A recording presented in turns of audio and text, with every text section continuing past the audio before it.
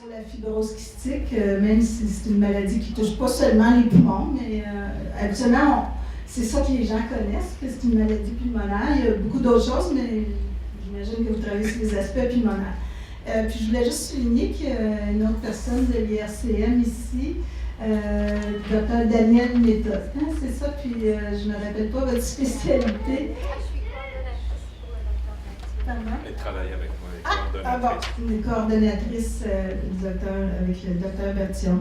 Alors, merci beaucoup. Deux choses que je suis bien contente d'entendre parler de ce centre de recherche translationnelle. Je vais juste définir translationnel pour... c'est quelque chose dont on parle beaucoup, en fait, beaucoup dans les maladies rares aussi, parce que ce que ça vise à faire, puis vous me corrigez si ma définition à moi n'est pas juste, mais ce que ça vise à faire, c'est qu'il y ait de la recherche fondamentale, mais qu'on l'amène à des applications cliniques et à des traitements, puis quelque chose qui donne un impact sur la qualité de vie puis la survie des gens. Fait que ça, c'est ça que ça veut dire translationnel, de transférer, ou je pense que ça vient de l'anglais plus. Oui. Transférer la recherche fondamentale à de la recherche bien pratico-pratique pour vous. Puis pourquoi c'est important dans les maladies rares? C'est parce que déjà, il n'y a plus de recherche. Puis souvent, on va en rester à la recherche fondamentale. Par exemple, trouver des gènes. Puis moi, je suis généticienne, puis j'en ai cherché des gènes. Fait que c'était mon domaine. Mais donc, les gens trouvaient des gènes, puis après, après,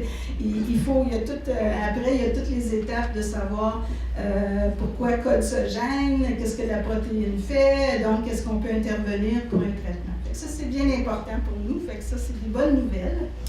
Et puis, je vous en apprends, je veux vous raconter ça, puis comme ça, Dr. Bertillon aussi va l'entendre. Pour ce qui est de faire pression sur le gouvernement, bien, c'est un domaine où on trouve que notre gouvernement, il n'y a pas de programme spécifique pour la recherche sur les maladies rares. Fait que, il y a quelques personnes ici, on a fait des représentations auprès du cabinet du ministre de la Santé puis du cabinet du ministre de l'Enseignement supérieur, la recherche, technologie, avec des fondations. Il y a 4 fondations qui sont venues avec nous. Fondations qui ne font que ça, faire des levées de fonds. Donc, l'argent vient donc de la population pour faire la recherche sur les maladies rares. Des maladies où finalement, c'est uniquement ces fondations-là qui financent, et même pas en partenariat avec le gouvernement. Alors, nous, ce qu'on demande, c'est que le gouvernement fasse aussi sa part, qu'il y ait une espèce de partenariat.